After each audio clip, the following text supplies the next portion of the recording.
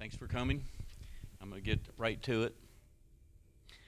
Our range of expertise is soil, performance, nutrition, protection, and that's our line of products.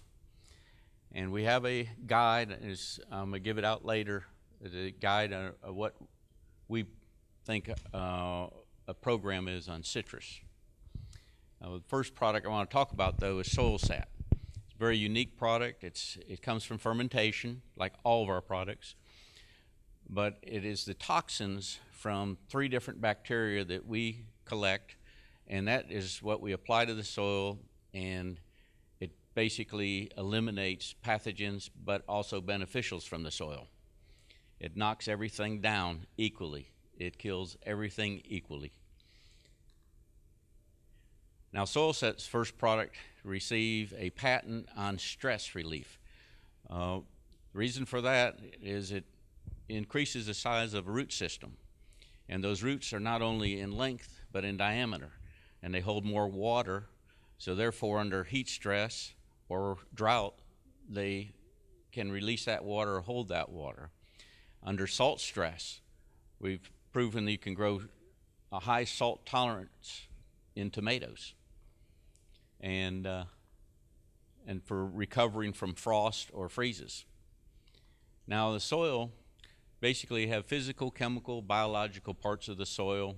You have the structures, but the whole idea on SoilSat is competitive exclusion. You reduce the disease pressure, you break down the mineralization, you release more nutrients to the plant, and this is typical soil.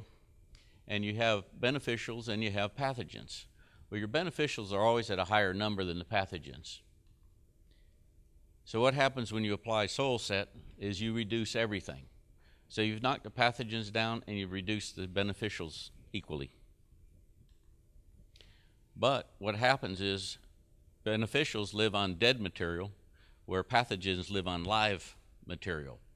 Well, you've increased the surface area by degrading or breaking the bonds of any old dead cellulose material, increasing the food supply for the beneficials, so they start put out their own toxins. All these beneficials, whether it's a beneficial or a pathogen, they all produce antibodies of themselves, and they protect themselves.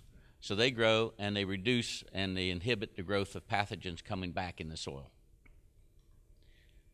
This is the breakdown or decomposition of plant materials, and that breaks more surface area, more feeding sites, and you get more nutrition. You increase your microbe population and you just get a healthier plant. The benefits: soil, microbes, health, and population. You increase that, provides suppression of soil-borne diseases, and stimulates root growth. The rhizosphere is a very small area around that root, and that's what you're trying to stimulate and knock the pathogens out of that area. Now, this was a recent it was pickles up in Zellwood, and it's probably, Rob, when was this, like 2 months ago or something? It was very recently. And pickles is a 38-day crop. So when you have a disease come into pickles, you can wipe out the entire block overnight. It's because it's such a fast-producing crop. So we went in there on a Friday, or it was Monday morning. He had Pythium, and so we treated it with SoilSat. 4 days later, that's what you had. You had increase of roots, and a tremendous increase of feeding roots and diameter of the roots. So he made his crop on time, and what was amazing, he had that one area of Pythium. Across the street, we went over there, and he had Rhizoctonia. I told the fellows, you just can't win, can you? Rhizoctonia is usually dry, Pythium's usually wet. He had both conditions on that farm. So he treated that. Also, same thing happened, and he ended up making his crop on time. Now, this is SoilSat, and told you for years it binds itself with other chemicals, and this is a metacloprid trial. Waters Lab did the analysis of how much imidacloprid is in the leaf tissue. You take 20 20 trees, you take 2 leaves off each tree, mix 40 leaves together. They do a lab analysis and come back and give you a number of how much imidacloprid is in that leaf. The plants were planted June 21st. The first treatment was July 22nd, and that's a pre-treatment number, 0.5. That all the trees that come to you from a nursery are all pre-treated with imidacloprid. And I think that's a rule, if I'm thinking right, that they have to treat with imidacloprid before they deliver a tree to you. But anyway, they were pre-treated, but that was our July. It had started to run out, and that's a July, August 1st, whatever, where we started our leaf analysis. We drove it up to over 3, and with metaboxin, which is like Aridamil, but this is a generic, and it was a 2F product, 64 ounces in 35 gallons and 10 ounces of soil set in 35 gallons. And we had an increase uptake of the imidacloprid because it bonds with imidacloprid, drives it into the plant through the root system, and it stays a little higher the entire time. And in fact, at the end of the trial on July 27th, we still had what they had at the beginning. Now, I talked to Bayer about this, and they said, oh, that's all well and good, but they don't know where the number needs to be to kill psyllids. And their rule of thumb is once you start to see leaf miner activity, it's starting to run out. So, but they don't know what number it needs to be. But I just think if it's higher, it's got to be better. The other issue is trying to save money, and I think he's here. I won't point him out. About 3 years ago, they started doing this program in a grove, and he was just amazed on how much better control he had of Pythium and Phytophthora in the grove. And he said, it can't work that good, it's just too darn cheap. And I told him, yes, it does work that good, and yes, it's probably too darn cheap. But we're not raising any prices, so don't worry. But that's the price of that tank, $7.34 versus the mefenoxam of $137.50. It's a good way to save money, and you still get the Pythium Phytophthora control that you want. Also, been saying how it works so well, tank mixed with Roundup and Gramoxone and 2,4-Ds.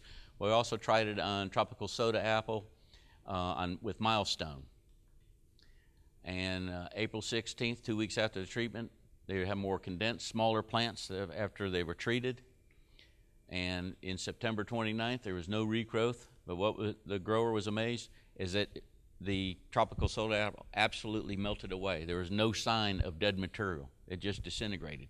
And that's one thing we've noticed in orange groves when you put soil set in with a herbicide, that the weeds don't just die and are upright and dried. They just melt away. They just disappear. And that goes back to it breaks that chlorophyll bonds and creates more food sites, and so the microbes degenerate the dead material. Oops. Our recommendation with an Admire type product, I don't care if it's, there's several out there, it's 10 ounces in a 35-gallon tank. Fertigation rate is 1 quart per grove acre, and it's compatible with any fertilizer, so you can put it out together. And a herbicide tank partner Roundup is 1 quart per 100, basically the same rate as up here. It's 1 quart per 100, whether it's Roundup, Milestone, Gramoxone, 2,4-D. It makes all herbicides work a little better because of that root issue about driving it into the roots. Our compost aid is 3 bacteria. The main workhorse is Bacillus. Our recommendation on this is really applied, not a greening issue, but it's more for greasy spot, black spot, alternaria, where you're putting it out in either through fertigation or in the herbicide, where it's breaking down all the old leaf litter that harbor more spores of the alternaria, greasy spot, and black spot. Rate ½ pound per acre. That's per grove acre, not per treated acre. ½ pound per acre, about $8 an application.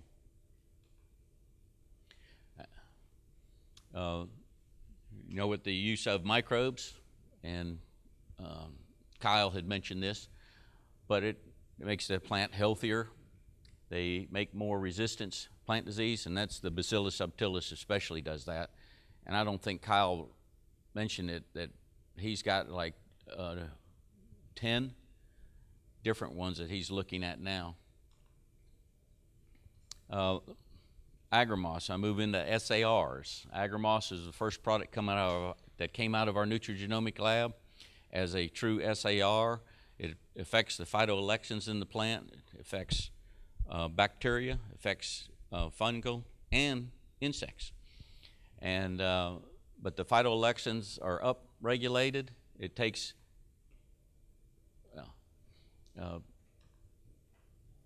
about 9 days to have maximum upregulation. It lasts 21 days inside the plant. So you want to apply it at least every 21 days or inside that 21 days to keep it at a higher level upregulated the whole time. Now, one of the tests we're doing, but there's still about a year and a half left to go, but I wanted to present what we have so far, and we can manipulate what we're doing. This is when we started leaf tissue analysis done in Immokalee at the research center, and every 21 days I take leaves down to them and they give me the CT values. The CT value is the amount, it's a ratio of the amount of the DNA of the tree versus the DNA of the Liberbacter, and that ratio. And the higher the number, the less Liberbacter there is. So when you're at over 36, that means that tree has no Liberbacter in it at all. The key number, and if you saw the picture of that tree that I'm standing with under, is that had a Liberbacter number of 32. When you get above 30, you virtually have no negative symptoms to the plant. Even though it still has the HLB in it, it doesn't exhibit negative symptoms. The bad news is we can't quite get it above 30 so far, but 30 is the key number. We started off with 6 ounces per acre injected. Most of what we've done in the past was foliar, so we tried this experiment, and it's going to go another year and a half of injecting, and injected out with liquid fertilizer. But you see, as we started, they were basically staying the same. Then, right in June or 1st of July, we injected soil set with the Agramos at the quart per acre rate, and we increased it to 7 ounces. Now, our recommended rate is 8 to 16 ounces, so I went way below our real rate. But we started getting separation at the 7 ounce rate. And the difference between a 20 and a 27 is almost like a pH issue. It's not a difference between 1 and 2 is almost 100 times less Liberbacter. So we're getting significant reduction of Liberbacter, but it's still not enough. So starting the next go-around, starting in January, we're upping the rate to 8 ounces. Now, I was just informed by Jimmy C. that I had my numbers wrong, that I said it was $4.50 to $5.50 per application. It was $3.50 to $4.50. So when we get to 8 ounces, it's going to be in that $5 range per application. And we're hoping we're seeing a response to a higher rate, which is a good thing, because then it is truly showing that it's starting to knock down Liberbacter. So we're going to go to an 8 ounce rate and then probably to a 9 ounce rate and take it on up and up. The one thing I wanted to point out here, to go from a 17, 18 to a 30 is going to be a lot harder than going from a 25, 28 to a 30. So there's some new products coming out, not by us, but some new products that we're doing some testing with that I think would be easier to get it above that 30 number and sustain it above that 30 number. And I have a meeting with them next Friday, and we're going to incorporate some of those not in this trial. We're going to have a completely separate trial because this one is a dedicated type long-term trial. So hopefully we'll have some really good news, and if it comes out, I'm sure the Ben Hill Griffin people will get that information to you. But in the past, that all my studies are showing not only when to apply some of these new products, but the advantage of having several products to raise those numbers. A crop set, most everybody in here has probably used it in the past. It does what it does. You get larger fruit, you get more fruit. It reduces the effects of stress, but that is the most important thing it does, is reduce stress on the plant. It's a metabolic catalyst. We ran this through the nutrigenomic lab to find out exactly what it does. Found out this year that what it does is targets one gene in the plant. They start producing tremendous amounts of auxin, and the auxin contribute to quick cell division and cell elongation, and relieves the stress of the plant. Now you get a healthier plant, healthier rooting, but that all has to do with relieving stress. Crop Set is one of these unique systemic products. It moves up and down the plant. So you can spray it foliar and it affects the root system. You can put it on the roots, which we do not recommend, but it'll affect the foliar. I don't like putting it out that way, but you actually can inject this product. They do that in Brazil on vegetables, but I kind of like spraying it. Rates, 8 ounces per acre, January and February, not 8 ounces January, 8 ounces February.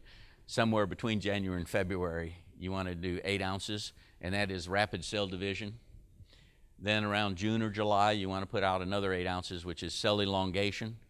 And then November is turning out to be one of the most important times to put out Crop Set, and that because you have cell elongation and rapid cell division going on underground, because you're getting tremendous root growth starting in November, December, and through January. So you want to target November to get that extra root growth and sustained root growth. Now, what if we could optimize the performance of plants and express these beneficial genes?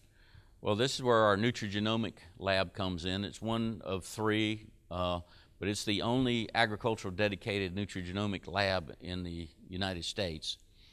All the other 2 are all human nutrigenomics. And this is where Governor Rick Scott came and visited several months ago, had a sit-down meeting with Dr. Lyons, and said, gee, you can do all that? That would be helpful in greening, he thought. And he told him about our greening problem. Of course, Dr. Lyons was waiting for that and jumped on him and said, we have been trying for 4 years to do this, and we have been stonewalled in every effort to help that industry for free. We don't want anything back. We're not patenting anything. We want to give you this technology, and we can't find anybody to cooperate with us. So Rick Scott said, well, he was going to have a meeting in Florida, and we were going to have it at IFAS, and express his opinion about cooperation between USDA, IFAS, Gainesville, and independent companies, that they need to be cooperating. We've got a disaster on our hands, and these egos are getting in the way of solving this problem. We can run 33,000 gene replicates in a week. They haven't run 10,000 gene replicates in 40 years. So we offered this to them. I had a sit-down meeting with Adam Putnam recently, and he said, Ed, I'm all in. I agree 100% with you. I'm going to help.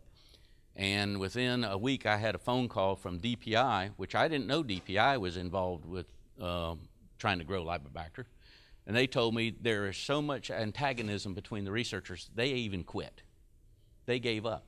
But he says, if you can do this, we'll crank back up again, the 2 pathologists there. So then we had another call-in meeting with USDA, partially because of Adam also. And we had a conference call with Dr. Dawson, which is head of all research, and he's been appointed the head of the greening group. And I think we have resolved all the issues, and they're going to start sending us the cultures. All we want is the cultures. We don't care that they die. All we need is replication. And they sustain themselves anywhere from 4 to 6 weeks, which is plenty of time for us, because we just need 1 or 2 replications of the bacteria, And that's when you run it through the nutrigenomic to find out how they use peptides, how do they grow, what do they need. Then we give that information back to the university, to USDA, to DPI, and DPI said if you do that, we'll crank our program back up. And what was interesting is he said, the guys from USDA, well, we'd like our names on the paper. And Dr. Dawson said, what? He said, we'd like our names on the paper. He said, well, write any paper you want. We don't care. He said, well, we want our names on the paper. He says, I'm very confused about this. We're a private company. We don't have to write papers. We don't waste time writing papers. We need to move. You've got a disaster and you're worried about writing a paper? That's all we want to do. We want to find an answer, help you, and be done with it. And once we find that, we're going to give it to anybody in the world that wants it. And then they said, well, what about patents? We don't patent. We don't even patent our own stuff. Why are we going to patent that? So they finally got a clue of who Dr. Lyons is. He's a philanthropist, is what he really is. And he always believes what he gives, he gets 100 times back. And he's proven it, that he does get 100 times back. This is what you end up with is these gene chips, which they will ship out, and they can do what they want with it. And hopefully what they'll do is find out what that bacteria needs to grow. You give it back to them, then they take out and add into the media what they do, and hopefully we get that culture going, and maybe we'll just grow it ourselves also, because we'll be doing the same tests at the University of Florida or USDA or IFAS or Northwestern University. It turns out there's a guy there that wants to cooperate with us. And we had 5. We were on a committee. This went on for well over a year. And the committee goes, and you come to it, and I got it to grow 4 weeks. I got it to grow 5 weeks. I got it to grow 5 weeks in a day. But what did you do? We're stymied. We don't want to make the same mistakes you made. You need to cooperate and tell each other. It is so bad that there was a lab at the USDA, 2 guys in the same lab, 2 PhDs working on the same project, wouldn't even talk to each other. And the one guy quit. He got so frustrated with no information from the other guy, he says, I quit. I'm going to go do research on something else. So we lost a really good researcher. But it turns out he's one of the guys who's going to help us because he's so frustrated over the whole thing. And he's got it to live for 6 weeks. Well, we only have to get a couple generations and we can do our thing, but we just need more and more cultures coming to us. We got certified by the USDA finally, so we can receive it. They were stymied there because it's Homeland Security. You can't ship this stuff around because of the citrus industry in Kentucky, I guess. But anyway, hopefully we've got this resolved. And if it's not, you're going to hear more from me because I'm getting more and more irritated because I don't sleep much at night. Because I told FFAA, I said, my goal is to outlast greening because I am confident we're going to cure this thing. But we have $2 billion in sales, and that's why Dr. Lyons says that it comes back 100-fold. When I started with this company, we had about 300 million sales. So we're up over $2 billion as of October of this year. So he's quite an amazing man. And also, you didn't mention it, but at the Banana Conference, he's going to be the keynote speaker. So I thought that was interesting that they asked him to be the keynote speaker at the Banana Conference. But I thank you. I got off my soapbox, and I appreciate your time.